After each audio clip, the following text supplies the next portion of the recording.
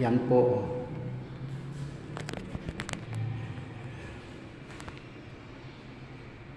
Ito ay may pintura, flooring.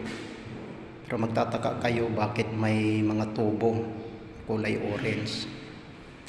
Kasi mayroon siyang pumupuslit na tubig dito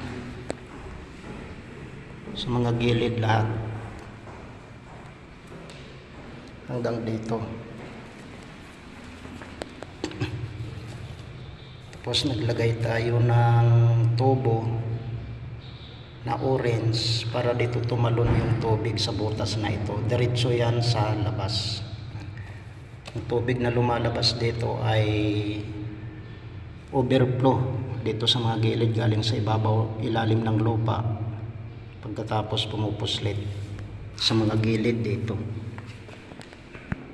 Kaya wala tayong ibang opsyon kundi magpatong ng flooring, maggragraba muna tapos maglagay ng mga tubo para yung tubig dumiretso doon sa butas.